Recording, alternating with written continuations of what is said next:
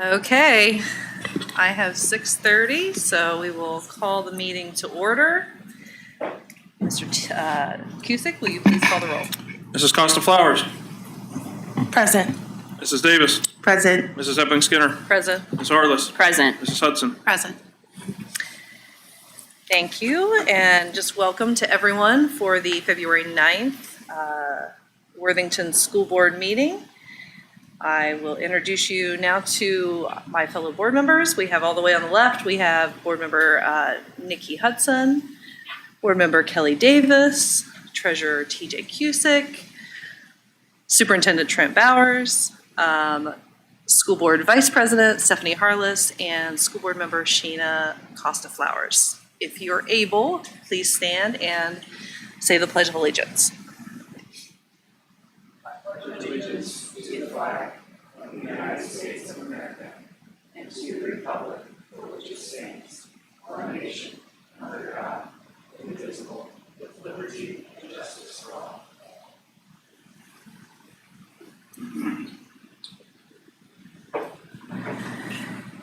Could I get a motion to approve the agenda of the Board of Education meeting? So moved. Second. Mr. Cusick, would you call the roll? Mrs. Davis. Yes. Mrs. Epling Skinner. Yes. Ms. Harless. Yes. Mrs. Hudson. Yes. Mrs. Costa Flowers. Yes. Motion carries. At this time, we will have our public comment section. We'll read this. Sort of a disclaimer here, the school board and administrative staff encourage and appreciate community interest in meetings of the Board of Education. This section of the agenda is designed to hear the views of community members about their schools and items on the agenda. Each speaker will be asked to address the board at the visitor's podium so that the speaker's remarks may be clearly heard. The speaker should give their name and street address and limit comments to a maximum of 5 minutes. If more than 6 speakers are present, speakers will be limited to 3 minutes. Consistent with our policy 9130 on public complaints, we ask that complaints about particular employees be referred to the superintendent and not addressed during public session. We remind all speakers that our district values and respects all people as they are, and that our district is committed to creating and maintaining safe spaces for all our students and community members. We want to remind our community that we value public input and always appreciate when our community members remember our district's values, refraining from using harmful or offensive language, and for sharing your comments in a civil and respectful manner. It is not our usual practice to respond to remarks during the visitor comment section of our meeting. And thank you to community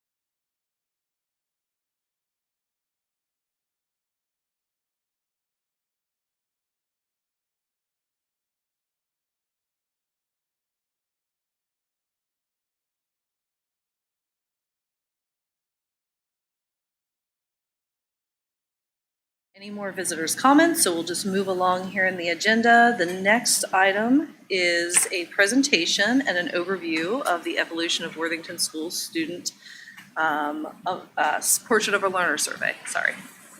So Angie, I think that's in your team.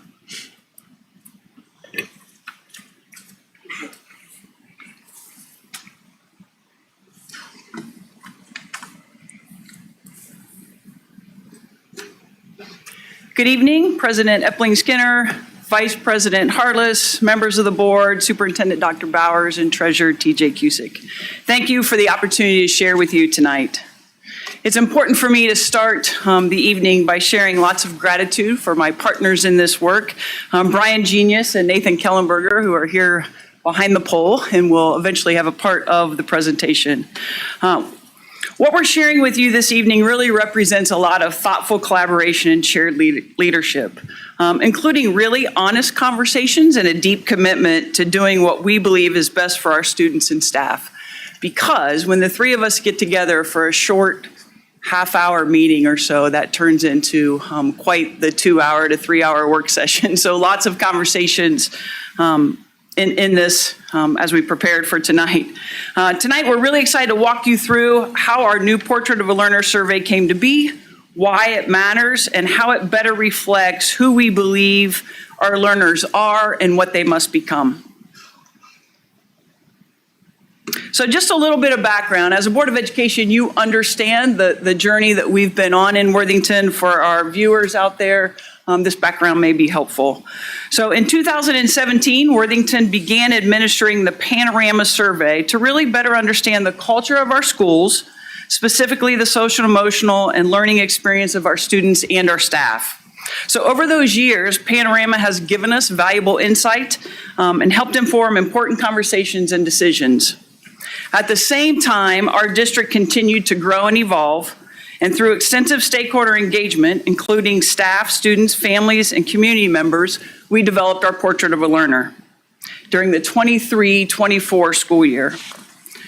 This allowed us to have clear, leveled expectations for elementary, middle school, and high school learners.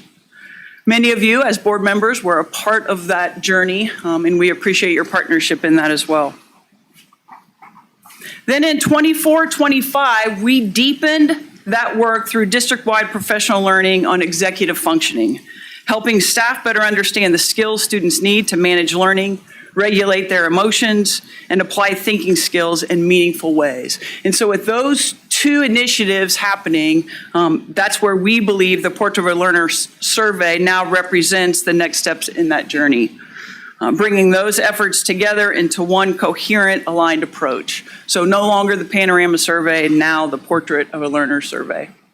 So you can see here on this slide, we have our 3-leveled Portrait of a Learners. We have an elementary, middle school, and high school.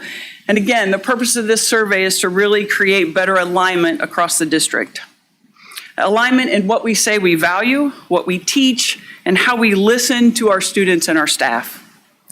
So this survey is intentionally designed, and hopefully you'll see that in the slides that we'll share with you as far as the data goes, but it's intentionally designed to reflect durable skills outlined in the Portrait of a Learner, while also reinforcing those executive functioning strategies. We believe that when people can clearly see how the initiatives connect, the why of taking the survey becomes that much more valuable. That matters to our students and our families. Students aren't just answering questions, they're being asked to reflect on the skills that we've talked about in class, that their teachers have practiced and modeled. That gives the survey meaning and purpose. This fall, we completed our first survey. A shout out to our teachers who did a wonderful job of helping our students understand why they were taking the survey. Their voice connects to their learning experiences, and that matters to us. In the next slide, you'll see that we spent lots of time with our students during the creation of the survey to gain their feedback. Nathan gets to talk to you a little bit about those experiences with our students. We walked into those meetings thinking that we were in a really good spot with our survey until the students gave us feedback, which was great. We loved it. Helped us with how the questions were worded so that they could understand it. And we believe that those conversations build a lot of trust and ultimately better data and better outcomes. So a shout out to our students for their help in this process.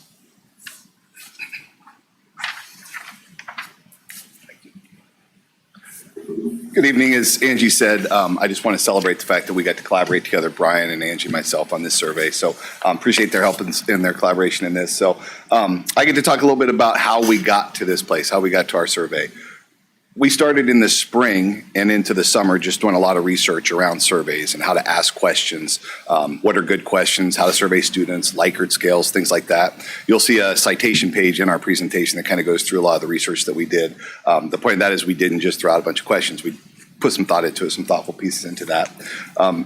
Then in the fall, we started getting some feedback. So we felt like we had a pretty good survey. And so we started out with our administrators and our academic achievement professional learning group, as well as our school psychologists. They all got to take the survey. So we gave them the survey, and then they gave us feedback and made a lot of changes as a result of that. But the best part, as Angie said, was we got to go out and speak to our students. So, and they were amazing to talk to. Angie worked in our Battelle for Kids work and our portrait work with our SHORE network. 3 particular principals, Tiana Miller at Worthington Hills, Greg Garris at Kilbourne Middle School, and Brett Schaefer at Thomas Worthington High School. So Angie had a great idea. That's where we should start with our survey work and our looking at those students and giving us our feedback, because the goal was putting the portrait into practice. So bringing that portrait into our buildings and make that alive each day, and Angie's done a phenomenal job with that. So now that survey gives us the opportunity to see how we're doing in relationship to those portrait pieces. So we got the students, you can see here's a picture of the work we did at Kilbourne Middle School. Here's some of the students with Mr. Garris. As Angie said, it was fascinating the amount of feedback they gave us. We thought we had a really good survey, and then they gave us some really good feedback. We made a lot of good changes as a result of that. So, but the big part for us too is that now we've finished that survey, that feedback is not done. We're going to continue to get feedback from folks, and that's actually already started. So I've talked to coaches, we've talked to coaches, we've had talks with principals. I had someone reach out to me today from an MTSS team, multi-tiered systems of support team, just to kind of talk about some of those results. So our goal is to continue to get feedback and make this survey that we want it to be and continue to grow that. So then just real brief on our process, I just want to point out a few pieces here. It's really important to us, our families have access to the survey before that even goes out. So our principals share a letter that says that's coming, and families can have access to all of our questions and have a choice to opt out if they so choose. Also, each of our surveys includes a lesson plan. That was a big part of our working with our students. We wanted to make sure that the lesson plans made sense, students could find where the surveys were, that the survey made sense for them when they took it. So part of that is that lesson plan. The lesson plan really primes students. It gives them key vocabulary. It helps them practice with Likert scales, like exact like me, not like me. We give them some examples, so it kind of gets them thinking in that way. Big part of what we're doing there. And then last but not least, we give the survey twice a year. So we give it once in the fall, once in the spring, and that is because we want to try to help our students based on those results. So we get a chance to see how that's worked out for us by looking at that again. Each of our surveys, no survey took longer than 8 minutes, typically, one time 10, but most times it's 5 to 8 minutes. It's pretty quick, so students get in and out. They do a Google form for that, so they just log into our system through where they typically log in. Pretty brief survey, gives us really good feedback. And then I did want to also mention that the survey itself is not anonymous, but it is confidential for us. So that's important to us because we want to know who the students are. It's kind of fascinating. Angie had a good conversation with one of our high school students. So a high school student reached out to her, concerned about that. His request that it be anonymous. They had a good conversation, and we got to a place where he understood and he was on board with that. But just a testament to our district and to Angie, the collaboration, the willingness to reach out and work with a student like that. I don't know who my assistant superintendent was when I was a youngster, so I certainly would not have reached out to them. So proud of that work. So, and then I can turn over to Brian, who's going to talk about what these surveys look like and kind of some of the reports we get. Now for the real fun stuff about data and all the survey information that we're able to get. One of the most encouraging aspects of our survey from the data guide was our completion rate. We had an 83% district-wide completion rate, which is very strong, which will help us make decisions from both a individual level all the way up to our district level. The survey was actually 3 separate surveys. Each of those 3 separate surveys were divided by grade bands, and each grade band assessed had 5 questions about each of the durable skills from each portrait. Okay, so we had 15 questions that you see on the slide at grade 3, 5, and then 20 in the middle school and 25 at the high school. There's example questions. That's an actual screen capture from the Google Form survey. That is the first 3 questions of the high school survey. And you can see, for example, I listen carefully to understand what others mean. And then students were asked to respond 1, not like me at all the way up to that 4, exactly like me. And we had a lengthy conversation of whether we should have 5 points on that scale or 4 points. You can see where we arrived. That is a debated topic in all surveys, actually. We learned that as well. So if you take a look, this is a single student's first 3 responses to the first 3 questions. This is what a teacher would have access to, as well as probably likely to be shared at possibly a conference or something of that nature with the parents. So you can see the questions listed there in that second column, and then the students' responses color-coded about how positive the response was, and then finally which skills were measured. Since this is the first 3 questions, all 3 of those questions are from they're assessing the durable skill of confident communicator, but you can see we also cross-tabulated that cross-sectional analysis with those other executive function skills.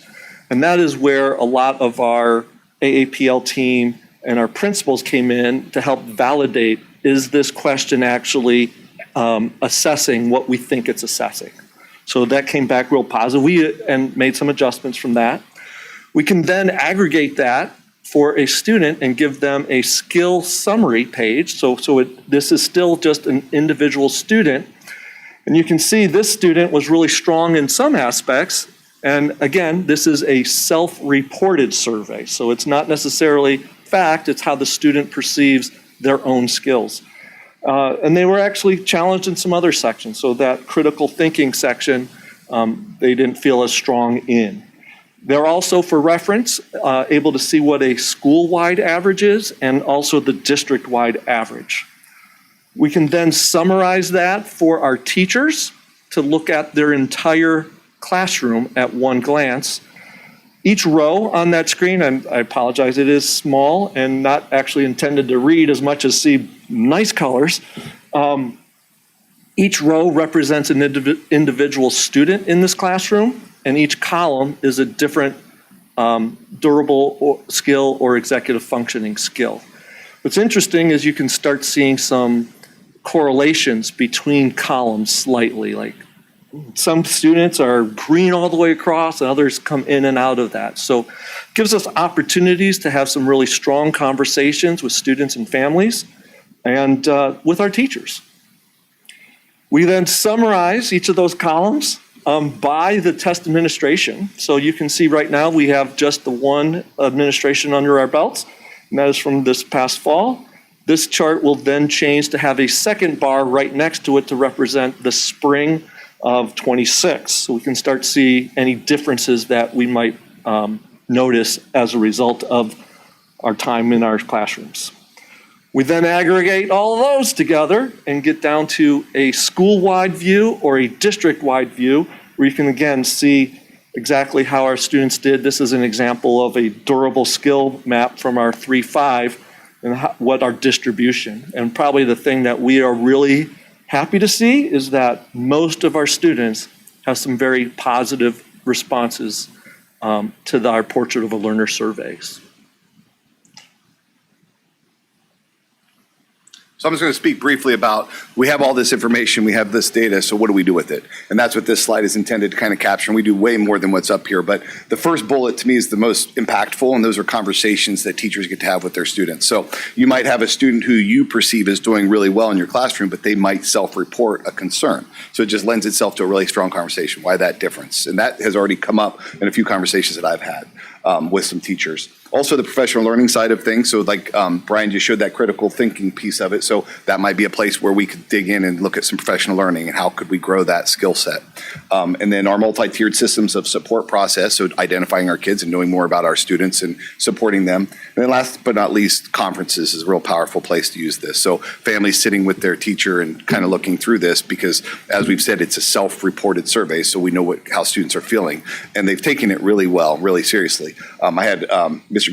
Greg Garris Kilborn reached out to me yesterday to talk about this and shared that they were doing this in conferences and how much the families were like, wow, that is my kid. Like, this is exactly what my student looks like when I saw those responses. So we did have the opportunity. Angie had a really good idea. If we talked to some folks we know here who have children upstairs and just are you willing to look at the survey with us and just tell us, does this look like your child? And every time, absolutely, that looks like my kid. So we feel like that's a little piece of validity, but not necessarily scientific, but it's a really nice piece to look at to help us understand how students are taking the survey and how they perceive that for us. So, and then Brian will talk briefly about some of the citations. One of the pieces that gave us a lot of encouragement is that you can see all of our different citations. We went building on our Portrait of a Learner focus group work, as well as Gallup surveys. We looked all over the place, but one resource that we tapped in was a Worthington Schools community member, Mr. Dale Rhoda, who might be listening right now. I told him we were going to be on. He did give me permission to mention him, by the way. He is the founder and president of the Biostat Global Consulting Company, and for a living, he does an awful lot of survey creation and analysis in a global health network, basically. And so we went over our entire process with him, showed him what we collected, what our questions looked like, how we were categorizing, and how we were going about analyzing them. Excuse me. And he gave us a couple suggestions, but also the big takeaway for us, which was a big sigh of relief, was that he felt that we did a very strong job and that this was a great process that we followed. So to the point where he was willing to say, I can mention his name today. So that was very helpful. So Mr. Rhoda, if you're listening, thank you. But also, you can see all of our resources. That you have those as well printed in front of you, but they go into executive function, all the durable skills, our portrait work, as well as kind of standards on analysis. So thank you. And if you have any questions, Yeah, thank Angie can answer all of them. Thank you all for that presentation. That was great. Any questions? Board? Stephanie? I got a sneak peek, so I did get to see my oldest data, and it did look like her. It was very much so. So I heard a little bit about this. It's super cool. That classroom sorted thing that you showed, slide that you showed, I think is so powerful because for a teacher to have that view to say, oh, there's hot spots that like collectively we can address, and it doesn't have to be an individual. Not that the individual work isn't equally important, but to kind of see where as a class they have some weaknesses that you could work on or some strengths that you can call out is super cool. I have a couple questions. So I know that we talk in the district and in the classroom everywhere a lot about Portrait of the Learner, and you guys did a lot of work with vocabulary and things like that. Did you see a need, or did you account for any sort of cultural differences that might lead the kids to interpret the questions in different ways depending on what their background was? So we did work with our EL department to have translated versions and also support in those lesson plans along those lines. So, and we have our bilingual assistants are able to work with students individually and kind of talk through as that comes up for them as well. So that was one area where we did try to target and support so that all students had access for that survey. Okay. Oh, I thought Angie was moving, sorry. Okay, thank you. And you touched on this a little bit, but I'm assuming that the individual student data that you get from this can be used not just by their classroom teachers, but there would be times where it would go to a counselor or a psychologist or whatever for conversations, or is that a fair statement? Exactly. We would follow all the FERPA laws. So Sure. Everybody that has an educational interest in that child would have access to that data. Okay. And is there, I know this is new, so I'm sorry, this is maybe not a fair question. Do you have like specific things that would escalate that would flag something and say, hey, we need to have a conversation, or is that still in its, okay. I think you're hinting on the idea that we're new at doing these, That's and not- we are, and I could stay much longer and show many more visuals, and because there's many ways to slice and dice all these responses, and to start looking by demographics as well as identifications and other aspects. Yeah. So we're still in the infancy on that, and I think you're highlighting some of our work that is ahead of us right now. Which is fair. I mean, implementing this at all and transitioning from the panorama survey, this is great. Like, it makes perfect sense. It's just, I've told you guys a million times that the breadth with which you've rolled this out is amazing. And so to have yet another thing that is allowing us to like really get this ingrained in the district is awesome. So please don't take that as, why haven't you done every single thing? It's more of a question. And then I think you briefly mentioned you were thinking about training teachers on some aspects of this. Is that kind of a next phase as well? So we've created a lesson plan for our teachers to be able to walk through as well. And so our goal is to meet with our principals. We're actually going to do that this week, walk through that with them, and then talk through how they could use that so that they could work through it with their BLTs. Some folks are already way ahead of us on that, but there's going to be help in supporting the teachers and how to review that and kind of how to get to those reports and what to do with those. So the next piece is really building out strategies for supporting students. Like that's something that we're still working on, the intervention piece of it. Okay. This is really cool, you guys. I always have a million questions, so thank you so much. I appreciate the presentation. Nikki? I'll express gratitude as well. And I just want to point out when I think about the transition from panorama to this, that kudos for figuring out a way to focus on tangible skills that we are teaching our students, and in doing so also strengthen relationships and sense of belonging. I think that for us as a board, that's very important, and I think it is for everyone in the district, actually. I can't just say, but I feel like it's definitely understood to be something that we're passionate about. And if you have a kiddo who's exhibiting, what should be reflected in 100% in all of these areas, and they're coming up red, or red, orange, whatever it may be, that's a sign that there's something else that's going on, right? And so you're providing that data to a teacher or an administrator who can step in and try to figure out, like, what else is going on here, right? Like, why do we have a lack of confidence or whatever it may be? So it's a win-win, because it gives educators a sense of how they're executing with regards to things like these durable skills that we're focused on, and at the same time strengthens that relationship between the educator and the student. So I just kudos for finding a way to do both, truly.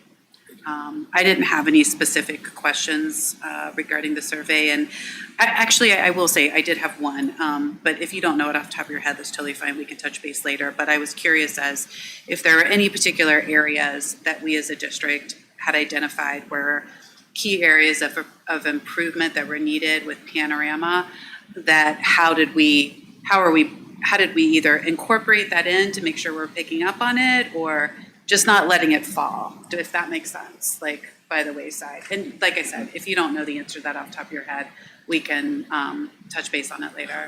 I could just say, I agree with what you said about sense of belonging. As a principal in the district, that was always a fair area of focus for us. So how do we get down to how a student really feels in a building, and how can we react to that? So when they self-report, it just gives us more of a lens, more of a conversation to build that relationship, exactly what you said. That's a key piece for us. So that jumps off right off the bat. Anything so I'll touch base with you later on if there were things that were highlighted in the prior survey that we as a district may just be pivoting on how we continue to look into it as opportunities to improve. So thank you very much for the work done here. I could add to that. Sure. When you look at, I'm going to try to go back a couple slides. When you look at a district average, and you aggregate all of our kids together, we have a very positive self-confidence from our students. And that's really, I get a chill just thinking about all that. That's really great to be a part of. So you can see, this is one of our schools, but if I pulled up pretty much any school, they would look very, very similar to one another. And then when you get a large group, you start muting out. And I think that's what this effort is all about, is to not mute out the kids that are on those edges. So now we're giving them some voice, and by putting together those visuals and allowing a teacher to see their entire classroom, that red box is going to be there. And then now with Nathan's work and Angie's work, what are we going to do about it? Yeah, that's what's so impressive, right? It's not just the data point, but because it is tied to the portrait of a learner, you have like built-in skills with our teachers to how to address it through through the portrait of a learner. Yeah. So Nikki, Panorama served a purpose with that, and they had a toolkit that if there was an area that was low, we could go to that toolkit and come up with classroom lessons or ideas that a teacher could do in the class to lift up, whether it was sense of belonging or any other, and we look to do that in the future. Like, how can we provide opportunities or lessons for teachers when there are areas in their classroom that might be low? Great.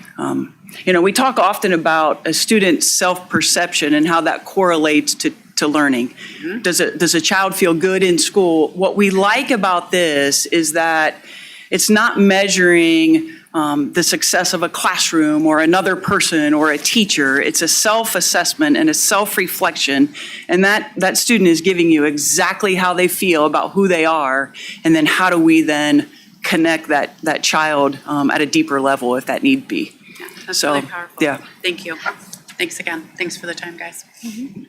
Kelly? So I am so sorry. That was my question. So that was very helpful, because I do think that is a piece that is needed, that I enjoyed or appreciated about the Panorama survey. So I do think that it's important for us to be able to have those conversations. That was my secondary question as to when you see this, when teachers or educators or whoever has an educational interest in that student sees, wait a minute, I don't see this in you, and here's why. And so let's talk about that. So I appreciate that you have these conversations with students so that they get some feedback, and then maybe you have qualities in you or things that you don't know that you do or don't recognize that you do right away, and or when you do see something that maybe we agree on that this is an area that can be improved upon, that we can have conversations on tools and like strategies and how to better do that. So you guys answered my questions already. And I love the data, Brian, so bring it on. Good spirit. I appreciate Stephanie's question of just what we're building on. Like, this is the foundation. Well, portrait is the foundation, but it's like you're building on that. And so it's really exciting to see how it gets continued to be incorporated into these buildings. And that this, like the difference between the Panorama survey is that you can attach it throughout the school day, every day. It's not just like a one-time, this little like test or not test, but survey that we take over here that doesn't seem to have a relationship with what a student is doing every day. So I appreciate that. So thank you for all the work that you do. The student input, I think, is amazing. And, thank you to all the partnerships that you've had. So appreciate that. Thanks, Amber. Sheena? I wrote down my points, so forgive me if I'm referencing my notes.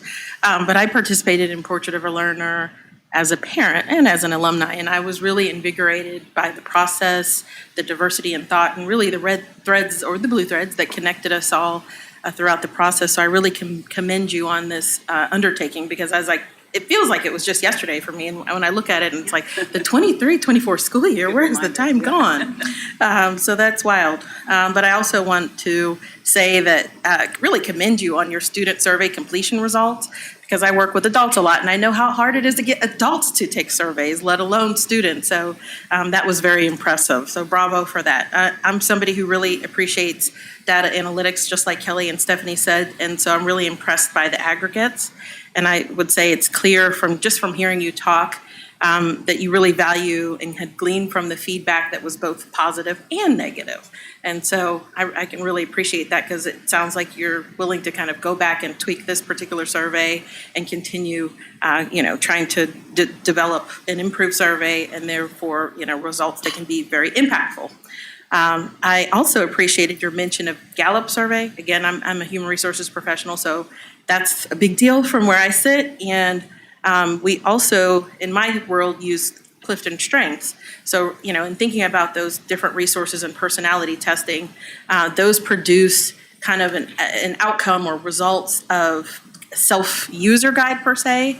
And it just says, okay, here's your personality, here's the things that, make you tick, and here are the ways that you can navigate that space in knowing these things. So do you hope to develop something of sorts so that students have kind of like a self-facing user guide that not only helps to guide them through their own career, but also maybe something that they could use with their teacher, or, as they continue their either career or go into the workforce, that could help, them continue to guide themselves? Okay, I just got really excited there. I think I just solved it in my head.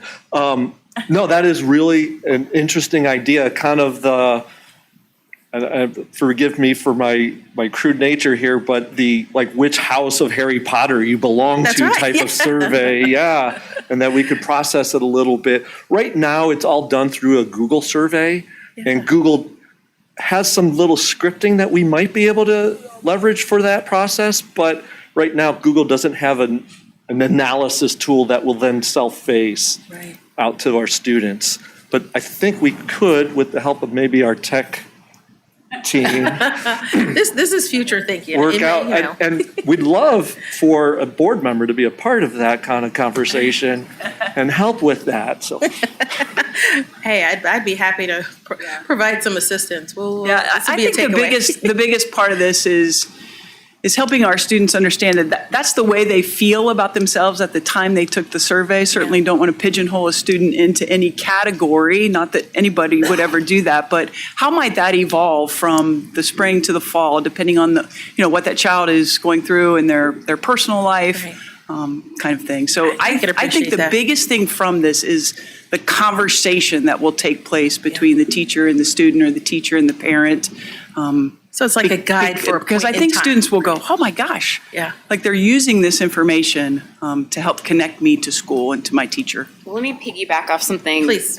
Because I think if we start to kind of put some of the pieces of things that we're doing together, so when they go into high school or eighth grade, ninth grade, when do they take? Ninth grade. They take the U Science piece.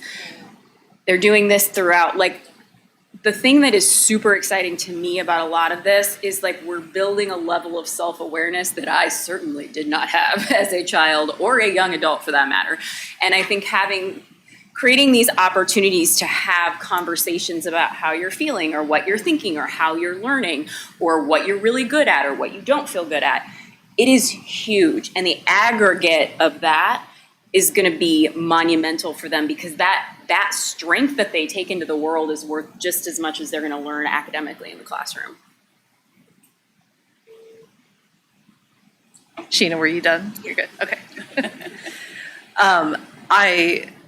I really enjoyed this a lot. I too was part of the initial process, as a parent, and just to see it kind of get to this point. And I know we're not even full circle yet, because I know you guys have more plans for this. But like you were saying, Stephanie, just putting all this together and the snapshot in time we're creating for the students, I think is just really, really powerful as they develop and change. My question was about, we have this information, it's a self-assessment.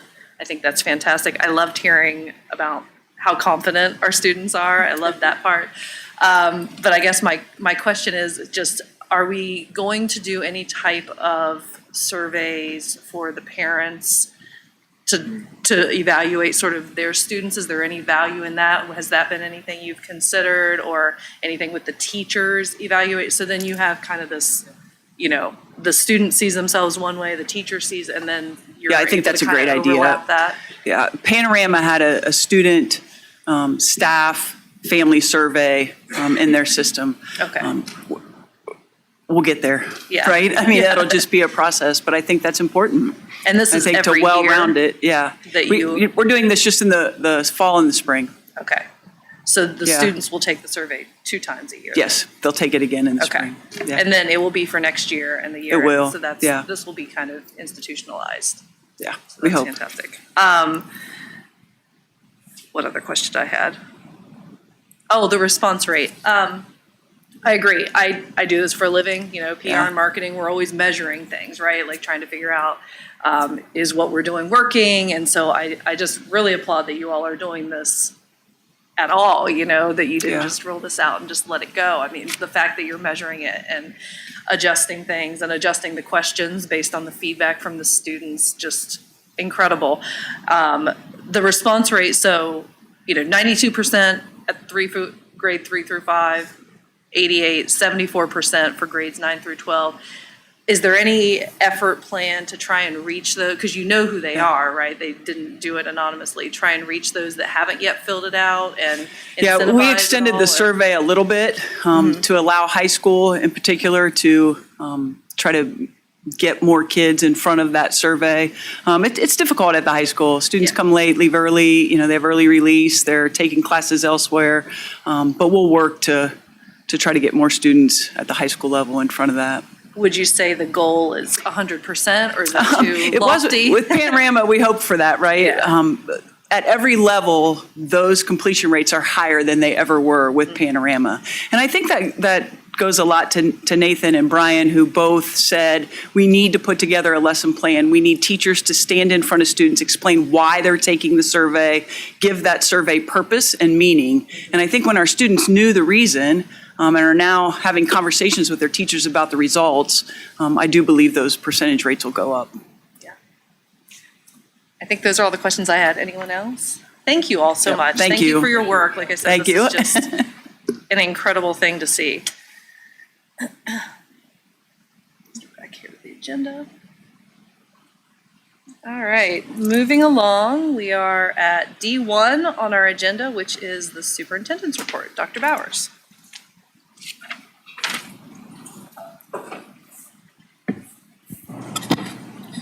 Yes, thank you. So our mission in Worthington Schools is to empower a community of learners who will change the world. We do that through 4 vision statements, and so we kind of break this report up under each one of those vision statements. So our first vision statements, we will engage each student with diverse opportunities to maximize every student's potential. Throughout February and March, representatives from Columbus State Community College will be visiting each of our middle schools to speak to our 8th grade students about college and career readiness opportunities. You might wonder, isn't 8th grade a bit early to talk about college? We think it's the perfect time as our students prepare to transition to high school. The choices they make now, from elective tracks to study habits, do begin to set the foundation for their future success. So these visits are intended to be engaging and interactive, and they're designed specifically for middle school students. Each 30-minute session, so middle school attention span, each 30-minute session is designed to be interactive and includes some career mapping, some discussion of different pathway options, and just question and answers that can be, with our students. And so we just want to say we appreciate our partnership with Columbus State and their willingness to come work with our students.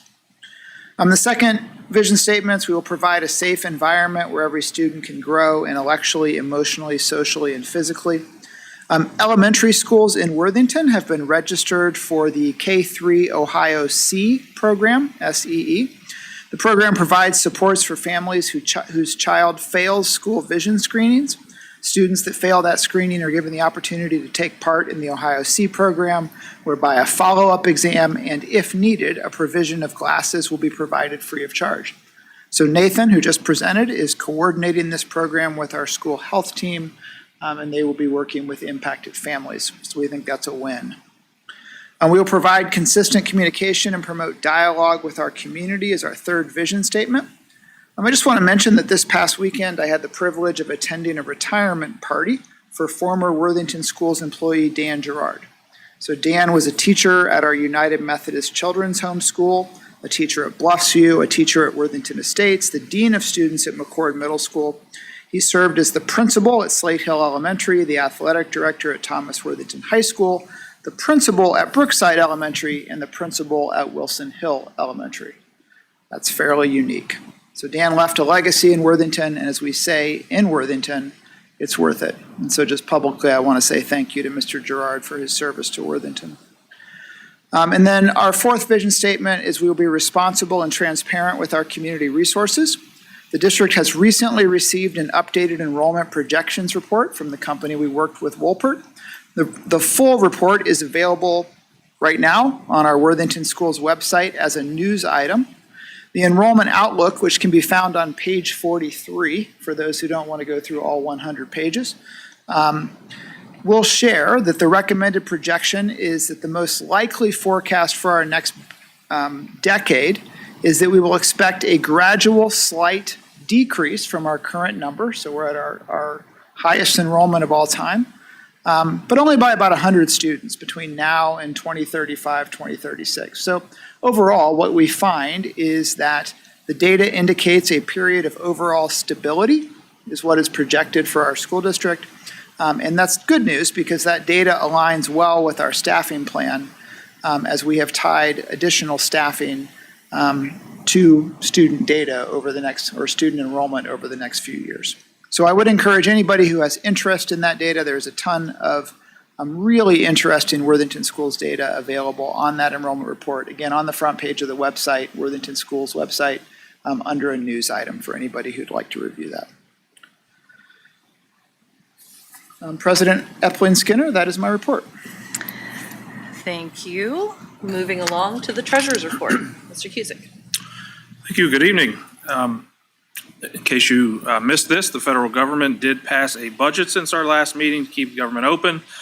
From our standpoint, what we see is that specifically IDEA and Title I funding were kept at flat levels. So while we'd like to see an inflationary increase to match what we see on costs, there were a lot of proposals to dramatically cut some of these funding sources. So flat funding is better than less funding. So that's good news in that regard. I mentioned to the board last week that Franklin County Auditor Stinziano delayed the property tax due dates to March 2nd. Those were typically have always been due in January. I think there was a lot of legislative uncertainty, and so this gives both the auditor's office some time to get the bills out, but also taxpayers more time to pay them. So it's good for taxpayers. It does create some cash flow issues for us because we heavily rely on that funding, but ultimately a positive for residents, I think. And then lastly, our monthly financial report for January was released, available on our website. The only major variance is in fact that 10 million shortfall in property tax revenue that we thought we'd receive. Everything else is running on budget, as you'll see in next meeting's forecast update. Like us, the state of Ohio produces a monthly financial report, which I would like to point out that compared to this time last year, tax collections are up $1.1 billion, or 6.9%, which is about 3.5% more than they had anticipated. So I mentioned that because if you recall, 6 months ago when we had budget deliberations, they did not increase school funding or the inputs to the formula because of a perceived lack of resources, which does not seem to be the case based on this updated financial report. They have in the past made some tweaks to the state budget mid-budget next June, so I don't know that I'd get my hopes up, but we certainly will lobby for that. President Epling Skinner, that's my report. All right, thank you very much. Board committee reports and announcements. Who would like to start? Nikki? I'd be glad to start us. Sharing with the board, I attended the last PTAC meeting. One of the things I thought about when I did, there was not anything that I gleaned from the meeting that I really wanted to pass on other than their upcoming scholarship cycle. So to the extent that you don't have a rising senior or a senior this year and you have the bandwidth to help them with their scholarship review, I would encourage anyone who has the bandwidth to raise their hand. But it made me realize that we as a board don't just keep track of what we update them on as to what's going on in the district or what's going on with us as a board, because there wasn't a whole lot time sensitive to update them on. So I ended up sharing with them about the vibe checks that we do at the high school. They were very interested, very receptive to understanding the work that we're doing in that space. I'm going to create just a PTAC update. I will put that on there. I'll share it with everyone, and then just encourage us going forward to share what we updated them on. Like, that's not what's important that we bring back to this meeting is what we hear from them, right? But I think it would be nice to know what each other has updated them on, so that as you're going into that meeting, you can think of, key topics that they may not be privy of that you might want to mention. So I'll do that and share that out. I attended a Thomas Worthington High School vibe check with Stephanie. Great conversation about continuing to improve the student-to-student communication. Thank you, Toya, for your ongoing work in that space. You do a really nice job of bringing the students' ideas on what they can do, and also creating a safe space for them to then take it and do with it what they think is right, which is so important, because that's what's going to carry forward, right? So that was really insightful to see them work with the ideas that you brought and then talk about what they saw on TikTok and what may work. I think we all need to tap into our TikTok feed before those meetings. And I say that kind of jokingly, but not, right? Because that's a real idea generator for them. And as a result of that, they came up with some great ideas of things to try out to improve student-to-student communication at Thomas Worthington. So that was wonderful. Had the pleasure of attending the WEF Gala with Big Hair on Friday night. Kudos to the entire Worthington Education Foundation for continuing to, re-energize that. And also, I will just say, I noted an increased number of community members there, not just administration. Huge thanks to the administration for always showing up. I think that it is an ongoing effort of the foundation to continue to pull in those community members and highlight the work that the WEF does, the work that you all do, that we try to support, and the teachers, and in turn, pull in more community support for that, for the grants that they provide. I think that's it. Yeah. Did you want to go? No. Oh, I just heard you breathe it. Kelly? Okay. Kelly? I'm happy to go. Let's see, I feel like it's been so long since we met. I mean, obviously we had our work session last week, but as far as sharing a committee report. So I did attend the MLK celebration that happened obviously in January, but it was just a really good program. I appreciate the partnership between the schools and the city, the Worthington Alliance of Black Families and Educators. The students did an amazing job in their reciting of Dr. King's speech. I loved that. And then our choir students from Thomas did an amazing job. So it was just really good conversation between Kathy Starks and Karen Coleman. And then, of course, Kyle Strickland, he knocked it out of the park. If you have a chance to go back and listen to his speech, I highly encourage you to do that. So I just appreciate that partnership there. I did my annual going to a Peace Ambassadors meeting.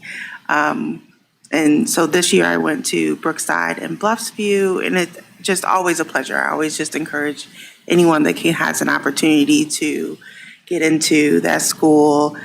They do that about once a month throughout the school year, and they hit up a couple of different schools each. They usually do 2 schools each time. But just, listening to the high school students interact with these third graders, and the third graders think they're so cool. And I know I say the same thing every year, but it's just as super cool to me. What was really sweet, I thought, this year, where there were grandparents there that were there because their high school student was part of the Peace Ambassadors.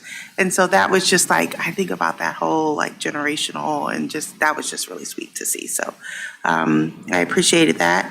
I went to my first library board meeting. You know, I have big shoes to fill in that respect. And so just kind of learning a lot of different things about how they operate. And I love the library, but when you get a little behind the scenes, you get a real appreciation for the work that they do and the work that that board does. And so I know that they currently have a winter reading program going on.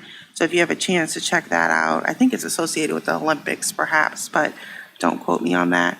I will note that their community breakfast is April 21st at 7:30 in the morning. So if you have chance in your schedule to jot that down. So that was just a really good opportunity to do that. Amber and I attended the Key Communicators meeting, which was just always a good piece of information. I appreciate that Dr. Bowers sends us the communication that he provides at those meetings. And so there wasn't anything high level that we got feedback from. Parking was, it's always an issue. A couple parents asked about testing during that time. So I know a lot of the information, that Dr. Bowers shared is in that handout that he gave us. So that's always helpful, but it's just always obviously good to get feedback. And just the fact that people come out on a cold winter day to be part of that conversation is really helpful. I attended a vibe check. I went to Worthington Kilbourne High School this time. And again, same thing that Nikki is saying, just such an appreciation for the work that Toya puts into this and the partnership that she's created with the school admin. I know that you're active, obviously, very much in the schools, but you're active in all of our schools. So the fact that you're partnering with our admin leaves our students with someone there who is part of that conversation and can have ongoing discussions, and they can connect outside of those times that they're having the vibe check. So the Kilbourne students are talking about discipline and consequences, which they'll continue on next time. So I'm excited because my next vibe check is also at Kilbourne.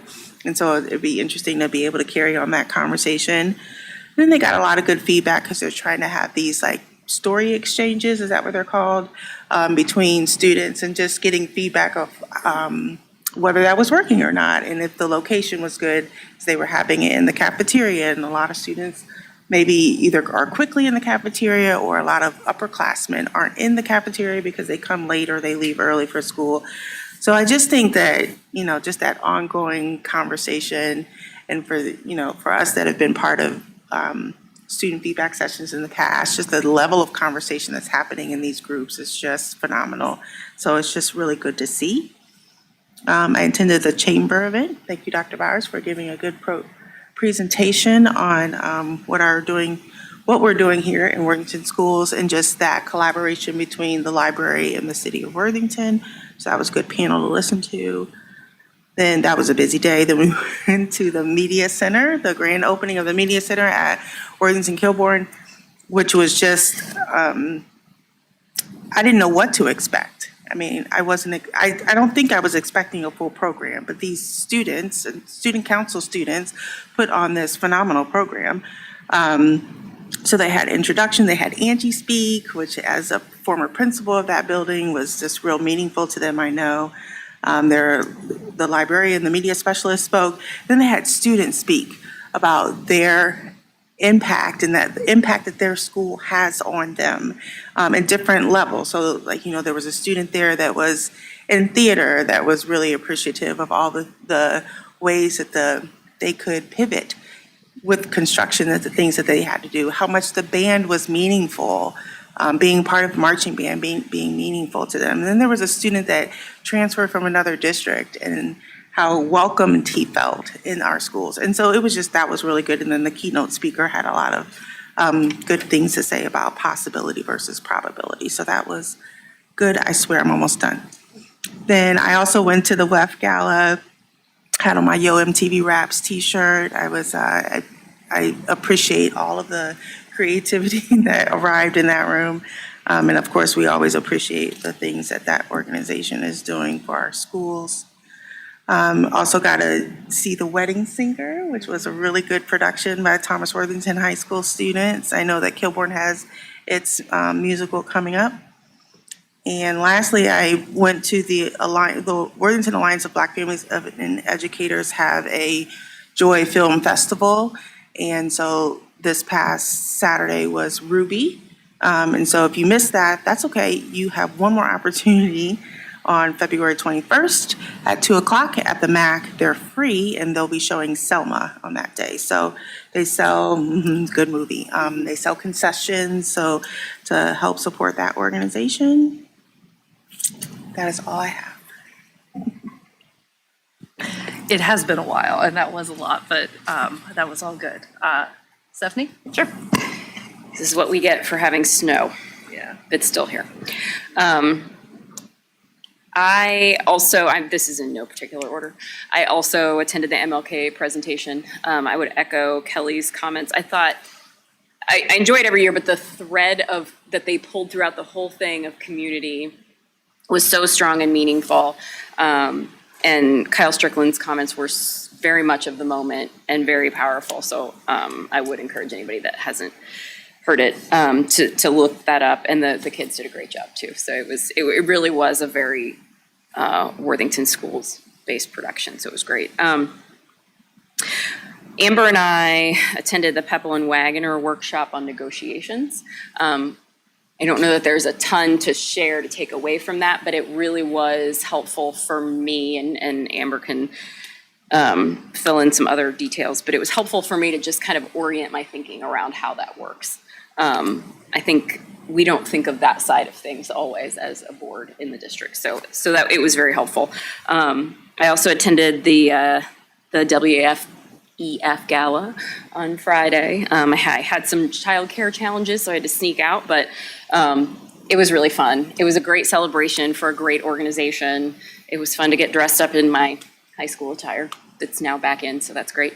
And just kind of see the community come together for a really great organization. Also went to AAPL, where we talked about some science curriculum that they're reviewing.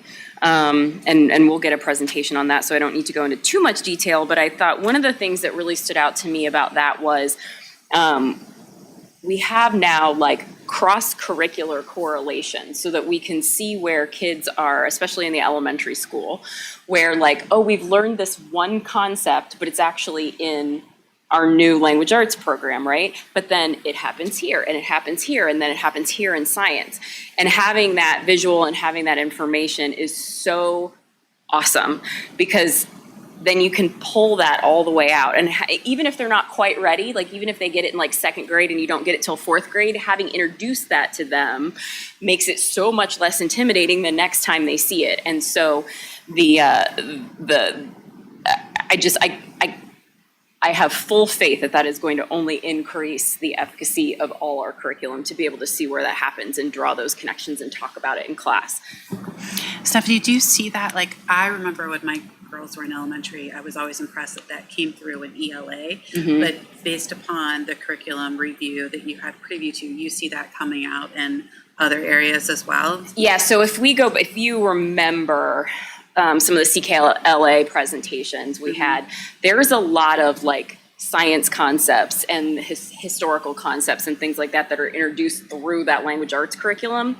And so then from the science side, you can look back and say, oh, we learned about the phases of the moon, or, you know, whatever. Here we learned about, I'm trying to think, magma comes to mind because Nora talked about it nonstop. So anyway, all these things that they get at different points through CKLA, and then we can tie that back. And we are not having to do those correlations. The textbook providers are doing them because they're incentivized to, you know, make it as easy as possible for adoption. I think that's maybe one of the key differences. So I can remember when they had teachers who were very intentional about doing these correlations.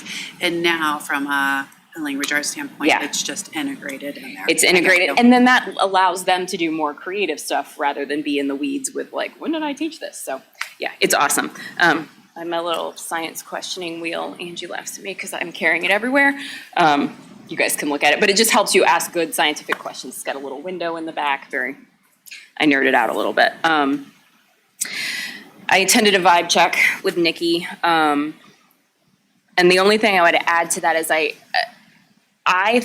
it was an interesting session. Toya introduced a very new concept to them about storytelling and about this is a way that we can connect. And they were very quiet for a while, and it was like pulling teeth. But that's good for them to like kind of struggle and process something for a little while. And then they were like, okay, well, you guys are talking about this like recording on YouTube, but then that's where the TikTok came in, right? And I thought it was great. I thought it was really good for them to kind of sit with that for a little bit and struggle with it. And I am a huge proponent of the power of storytelling to build connections. So it was a great conversation, and I love the moth, which is where we started. So I nerded out on that. Nikki, thank you for attending PTAC for me. I had to go to I was signed up for that negotiation workshop, so I really appreciate that again. I also went to the Worthington Kilbourne Library Commons grand opening. The only thing I would add to that is I really appreciated Angus Fletcher was the main speaker, in addition to all the amazing things the students did, but I really appreciated his angle or his view on what AI is. I think or what AI promises to be or what it can be, it's not going away. And so as much, agree, disagree, as much information as we can take in to help us kind of think about how we're thinking about it, what it means in the education space, what it means for our students, what it means for jobs, all of those things is helpful. And then to kind of frame that in the context of how do we think versus how does AI think was helpful for me as well. I think that's it. Groundhog luncheon, but we've covered that. Okay, I'm done. Sheena? My turn. I'm going to keep it short because I would say I attended, 70 to 75% of the same events as Kelly. And so between all of us, I think we have those covered. She actually, believe it or not, missed at least 2 that I can count. So Kelly was keeping very busy, so kudos. I will have upcoming meetings for Finance and Insurance Committee, so that'll be to come. But I will say that I spent an entire weekend with the Ohio School Board Association. The forum or conference was called From Election to Action, and we were just building leadership for newly elected board members. And so discussion topics were like governance and finance and policy, legal responsibilities, all the things. And so it was a wealth of information, but it was also an opportunity for me to collaborate with other newly elected school board members, which was so valuable, especially post-campaign. And, we were all trading ideas and really trying to figure out how we will establish ourselves and bring meaning to our schools and community for the rest of the year and beyond. So thank you all. So I will try and keep mine short too, because I'm looking at this long list. It's just been a really, really busy last couple of weeks. So since January 26th, I also went to the grand opening at Worthington Kilbourne. The only thing that I'll add that hasn't been already said is we did a tour with a student. So we had the student-led tour, which was kind of fun because we got to see some of the things that were open. I still want to see the balcony that overlooks the ravine. I haven't seen that yet. I have not seen the newsroom upstairs. This is like my Kilbourne bucket list right now. So there are still some things that I know are finished that I'm excited to see, but we got to go with a student, and that was really special for her to take some time and talk to us and walk us around. I did, just for this board's awareness, I did a interview with an OU journalism student. They wanted to talk about the construction project. He's a graduate of Worthington Kilbourne. So he had some really good questions. He interviewed me on Zoom from his dorm. It was like in the midst of the snowstorm. He said he couldn't leave. He was stranded in Athens. But we had a great conversation. And just as an alumni, he was so excited to talk about the construction, to talk about the progress that had been made just in the year since he left. So just wanted to let you know, I don't know what he's going to do with that information in the interview. I think it's for one of his classes. He just had to interview an elected official from his hometown. So we had fun talking about Athens and OU and reminiscing. So then, let's see, key communicators, Kelly talked about that. The only thing I was going to share from that conversation, and it was something that I think was in Dr. Bauer's summary. So I apologize if it was, and I'm telling you something you already know, but it was in my notes. The kindergarten transition because of the law change with the age 5. So he was saying that there's 8 families that are currently enrolled that are affected by this change, but he's anticipating about 30 more, I think, was what I had in my notes. So, I think that that's something that we're going to just continue to see a little bit of fallout from, and people are going to be scrambling a little bit as you try and find childcare for a year that you never thought you were going to have. I have a September baby, so he's not going into kindergarten right now, but I can certainly sympathize with these families who are having to frantically deal with this. And you also mentioned the salt shortage that I just share for the public, because I think that this is something that the masses don't really know about. I certainly didn't until you told me about it, that apparently there is special salt that when the temperature gets below a certain degrees, works to get rid of the ice. And there's a shortage, national. So it's not just something Worthington's dealing with. It's not just something Ohio's dealing with. And I think that maybe has something to do with some of our road conditions. So I share that for the broader public to know. Looking at my list here.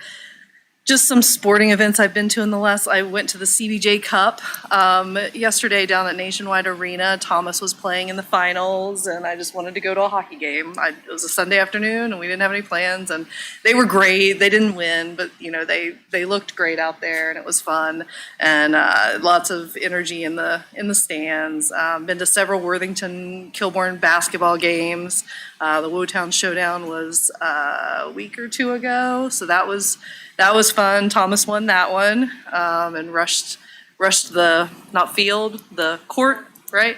So that was just a fun community event. I have serious FOMO about missing the gala and the MLK Jr. event. So hearing you all talk about it is making it worse because I couldn't make those things work with my schedule. But I'm so glad that they were successful, and I'm so glad that everything went well. And next year, I watched the Kilbourne band compete in the OMEA conference, which I learned is not something that they always try out for it, but they haven't been, I think, in 4 or 5 years. So the fact that they were selected to go, and it was down at the convention center downtown, and just phenomenal show. I had never seen any of the, I go to a lot of band performances. I had never seen any. It was all new songs that they were performing just for this event, and just a really impressive show of our students' talent. Winter Formal was this past weekend for Worthington Kilbourne. Fun to always see everybody dressed up and enjoying themselves. I think that's all I have on my list. I told you I would keep it short, and I'm just not. Work session, I will add, since we're here at the end of this part in the agenda. I know we talked about during our work session, and just for the broader public, we had a work session where we talked about our goals and our priorities for the next year. So the district has goals and priorities, the board has goals and priorities. So we talked about incorporating that into our agenda going forward. We also need to plan another work session because we didn't get all of our work done. So open to ideas on how best to get that scheduled. I know we have to talk about some of this stuff in open meeting, but for scheduling, we can do things. Okay. So, yeah, okay, let's do that.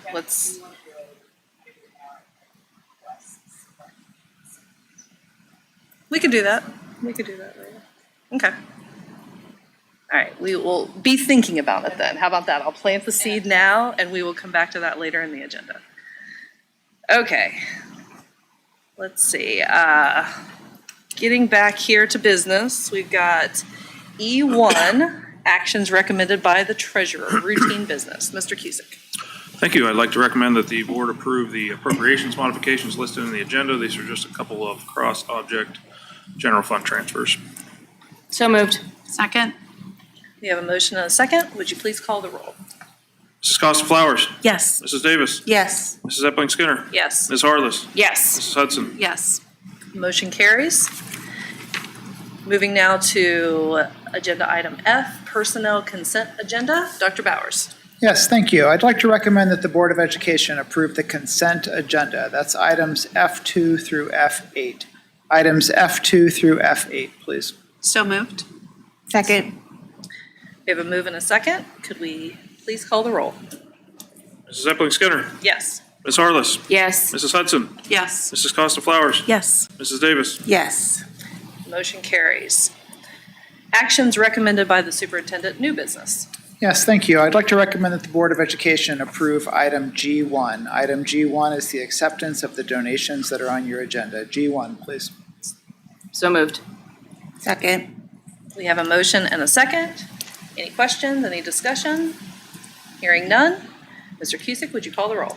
Ms. Harless. Yes. Mrs. Hudson. Yes. Mrs. Costa Flowers. Yes. Mrs. Davis. Yes. Mrs. Epling Skinner. Yes. And now that brings us to item H, request questions. Oh, I'm going to go two more on G. Oh, I'm sorry. It's okay. Sorry. Okay. It happens. G2. Yep, G2. So I'd like to recommend that the Board of Education approve item G2. Item G2 is recommended to the continued enrollment of a Thomas Worthington student and a Worthington Kilbourne High School student whose families have moved out of the district their senior year. Item G2, please. So moved. Second. We have a motion and a second. Would you please call the roll? Mrs. Hudson. Yes. Mrs. Costa Flowers. Yes. Mrs. Davis. Yes. Mrs. Epling Skinner. Yes. Ms. Harless. Yes. Motion carries. Now moving along, to G3. Yes, thank you. I'd like to recommend that the Board of Education approve the authorization to advertise for bids for the replacement of an air handling unit at Worthington Estates Elementary. Item G3, please. So moved. Second. We have a motion and a second. Any discussion?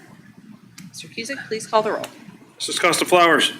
Yes. Mrs. Davis. Yes. Mrs. Epling Skinner. Yes. Ms. Harless. Yes. Mrs. Hudson. Yes. And the motion carries. Now, I can move on to agenda item H, right? Sorry, still a little shaky here. There's a lot. Request questions, concerns from the board. So if we could talk about now the work session, figuring out a schedule. Yep. We have to get it in before June, because that's when Dr. Bowers wants to talk to the admins about, and the district about their goals. So, I don't know, what do you all think? March? So, Go ahead. sorry. I was just going to say we have the not conflicting, but we talked about the joint meeting too. So, With the city? I mean, I guess one thing we could talk about is if we have a slightly extended period of time. I don't know how much more time we need to do the goals, but would it be possible to do them at the same time and we just book time at the beginning for ourselves? I don't know. Or if it's preferable to schedule 2 additional sessions. Since we haven't, we could pause and put a pin in this for just a hot second for you to share with us more about what the anticipated agenda is for that meeting, the purpose of it, and timeline. Yep.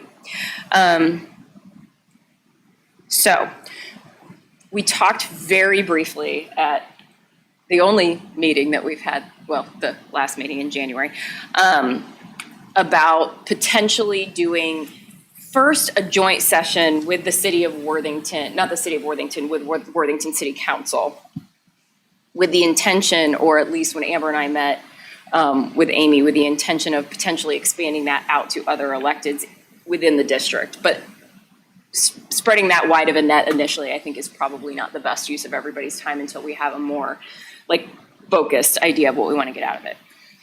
But based on the conversation that Amber and I had with Amy, and based on some just kind of sitting with this and looking at how other school boards and cities do this, because it's not a totally unheard of thing, I have some ideas that I will throw out there for you guys to ponder for the first session. So obviously, we'll get the city's input, but I've kind of run this past them a little bit.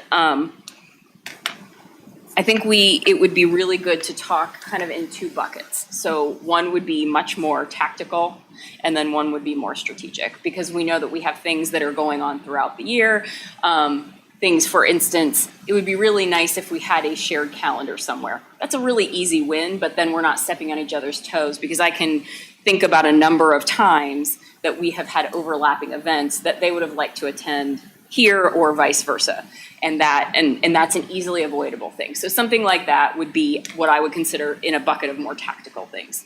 And then when I think about things that are more strategic, I think about, we're working on our goals as a district for the next, we have like this year's goals, but we're also talking about things that go out 2, 3, 4 years. The city does the same thing. They're working on strategic planning. I think it would be really helpful to say, here's our kind of strategic goals for the next 3 to 5 years, and have everybody bring their strategic goals to the table and say, where do they overlap? Like, where can we support each other? How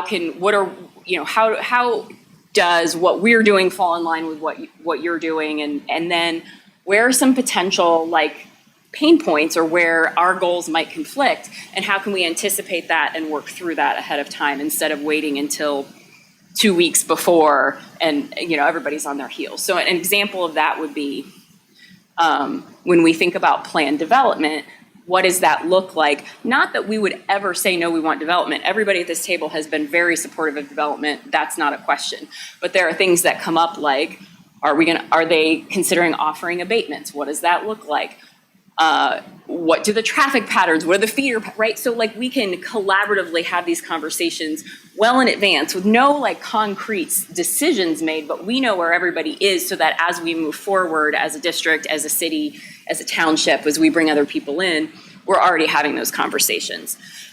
So right now we're thinking like once a year, twice a year. This is not a big heavy lift at this point. But that's where I am. So can I ask, like, all of that I understand, and at the same time, I feel like there are very healthy working relationships between our leadership and the leadership of the city of Worthington. So when I think about the work that TJ has done on the abatement side and doing an excellent job of advocating for protecting our funds and at the same time being very reasonable and understanding, like you said, we all want development, like we all know that we need it. So I just want to understand like how we as elected officials change when I feel like there's a healthy process right now, what we're being pulled together to change. I don't know that we need to change anything, and I agree that there's a healthy process between the city and the school and our administration, but I don't think that exists between the electeds.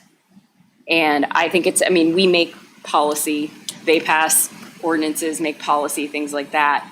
I think it would behoove us all to be more closely I was going to say aligned, and that's not the right word, more close, and maybe aligned is, I don't know, to kind of have better insight into where they are and what they're thinking. I'm a resident. Yeah. I'm not opposed to it at all. Like it's a healthy conversation. Yeah.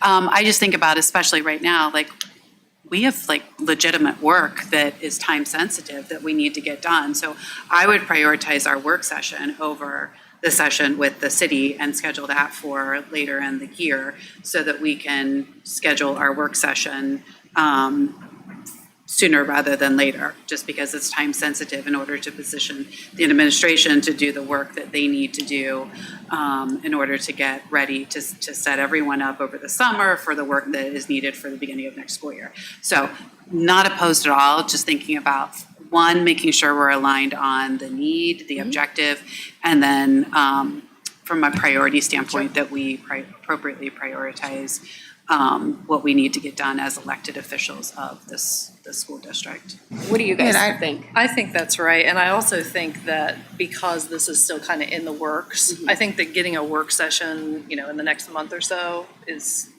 pretty easy to get on the calendar. But like, I feel, I mean, it sounds like you've done a lot of thought. I'm not trying to minimize what you've done at all, but, it's new, right? And they've got to get all of their people, they got to get everything going on their end too. So I think, prioritizing the work session first makes sense to me, and then maybe summer or something for the city. I do think Summer that, is easier for us. I Yeah, don't know what it's summer's like for a lot them, slower for them. but when you think about like, we have a little bit more flexibility. They're off August, so it would have to be June, July. So they Okay. actually get it. Right. Kelly? So I know you had gathered dates already, so I don't know where you are in that I process. only got of- yours. Okay, of collaborating Dr. Bowers. dates. I mean, I'm not opposed to obviously having our work, so I wouldn't tack it on. I wouldn't have it at the same time. Yeah. But I think we can be flexible about having it whenever is convenient for both groups. And then, obviously we schedule our work session prior to that. I was gonna ask, and I'm putting you on the spot, Dr. Bowers apart. Do you happen to know what presentations are happening in April? Because I'm just wondering if we could do it instead of in the evening time, a date that we already have scheduled, but I don't want to interfere with those presentations. If you don't know that, that's okay. If you give me a second, I can pull it up. Okay. We do have Mondays that overlap every once in a while, But, right? so Like just tonight. to clarify though, Mrs. Davis. I'm talking about for the work session. Oh, okay. Like, so is that what you're thinking? That's Like, what I'm instead talking of a about for the regular work board meeting, session. We do a work session? Yeah, just- Yeah, I think that's a really good idea. But I'll have to, it'll take me a little bit to Okay, find the that's document, but Okay. I'll find it. So that's what I was thinking, that maybe we could work on it. I see the next two, or the next three are the financial forecast, which we would definitely need to do, CKLA, and Amplify update, and then, I'm sorry, reading your calendar, technology update. So, the next three, but I can't remember what happened in April. So if that works, these are already on our schedule, that if we could, and we've done that before. Yeah. Where we've had a work session in lieu of. Yeah. And similar to how we did our work session last week, where we did have business items on the agenda. I mean, if there was something that's time sensitive, perhaps we could do that. That would just be my suggestion. And then you can still work on dates for the collaborative meeting, which I think is an excellent idea, of just to kind of, very similar to the chamber conversation and how that was the big thread there, was collaboration, right? And understanding from their perspective what that looks like, and then just bringing it all together, I think will just be helpful. I just emphasize Stephanie's sentiments because I feel like, many of the challenges that we're trying to solve for, whether it be teacher retention, family engagement, just general accessibility, are influenced by housing, they're influenced by transportation and community design. And so, in terms of timing, again, there's some flexibility, but as we do think about, their schedules, we want to make sure that we're getting ahead of the things that, we could potentially influence. And so, summer's probably fine, but I think it'd be good to have another conversation to identify if there's, if there's going to be any decisions that they're making as they're building their strategy that we could potentially, influence or impact. Well, I can reach out to, as the word, I can only, Worthington, we all have liaisons, right? But I can talk with them, and I try to keep on top of that, but I think that's a valid point. Like, is there anything that is happening in the next couple of months that we really want to and we can have a say regardless of whether we have a meeting, Right. but that's a good idea. So, Thank you. And just to be clear, I'm not opposed. I want to Right. make it no. most productive as possible, right? Yep. And so identifying where we already have strengths and relationships and the things that are working, and then you hit the nail on the head. It's the opportunities, right? What don't we know where there's going to be overlap? And just wanting to make sure we appropriately prioritize. I know how we know how important those goals are and how they cascade down. So I appreciate the understanding of the desire to prioritize that first and get that scheduled. I will just add too, because I was in the initial conversation, and the city of Worthington reached out to us to, put something like this on the calendar. So I just want, the public to know that we realized that Worthington, I mean, I'm not even a resident of Worthington, you know, like I'm in the school district, but I'm not a resident of Worthington. So Worthington's only a single municipality that we partner with and that we work together with. So just because, you know, we're having this joint session doesn't mean that, you know, we're not No, working not at all. with And that's other- why I do want to bring in eventually, you know, and I think that's still to be determined what that looks like, all the municipalities. I think it is worth noting that a large chunk of our buildings are in Worthington. And so as we think about just the logistics of those sorts of things, not who we are as a school community, but that is a big chunk of why I think it's important. Couple things. So not President Davis. My bad. You can still, President she's Epling-Skidder. Kelling's not gonna have a problem with that. You can still. Yeah, I know, my bad. Anyway, we don't have presentations yet scheduled for April 13th or 27th on our calendar. So either one of those would, I think from an administration perspective, work. And then Amber, I do appreciate your comments. You know, if someone does go to that enrollment report that I looked at, it has a lot of really good demographic data. And so 60% of our students live in the city of Columbus. Only about 23% of our students live in the city of Worthington. And so one of the things that we have done intentionally a long time ago, but our official name is Worthington City Schools, but you'll see our buses all say Worthington Schools because we want to be inclusive to all areas of this community and want to be really sensitive to that. So.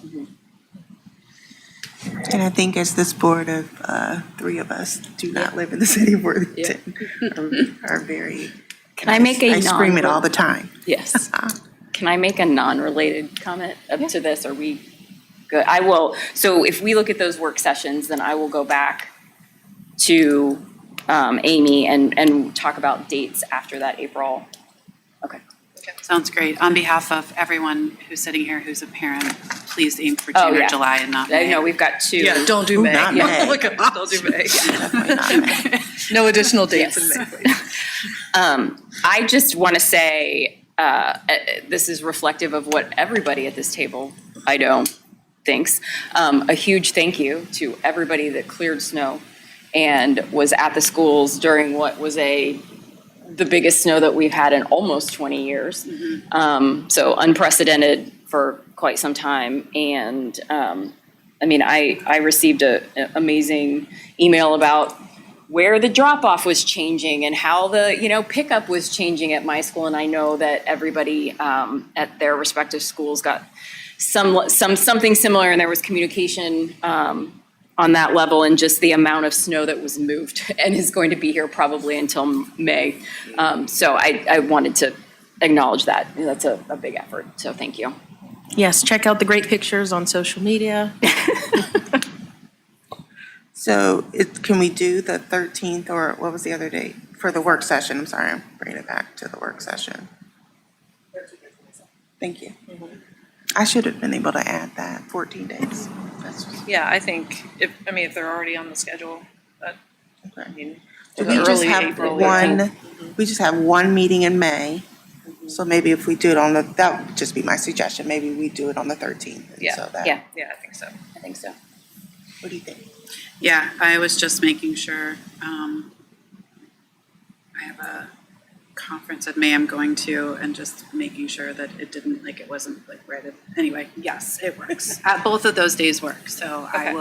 I will make whichever one we land on work for my schedule as well. So in preparation of that, if I could have an ask of each of you, look over that document that we have, the working document that we've been working on. Think through maybe what changes you want to make to it, because I feel like we were kind of doing that in real time a little bit. So let's try and do some pre-thought, and also, bring sort of your list of long-term things that you would like to discuss. Okay. Does everybody have access to that at this point? I think so, right? We were in a. If you don't, just email me and I'll make sure. I thought I granted everyone access, but I think you did. Thank you. Google Docs is, Yeah, because I think we don't want to extend this past 2 work sessions. no, No, So we want to get it I wrapped up. think we're and- almost there. I Yeah. do. Well, we were about, I think, 3 of the 5 bullets, I think. So we've got 2 more to go. So, yep. But we might have business to do that night too, so. Yep. So, okay. All right, anything else that we need to discuss, concerns from the board? If not, we'll move on to calendar, which we've kind of been discussing.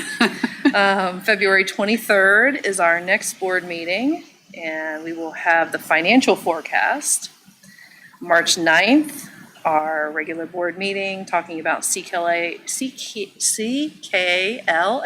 I don't know why I'm struggling with that, and Amplify update. And then March 23rd, we will talk about technology and have a technology update that night.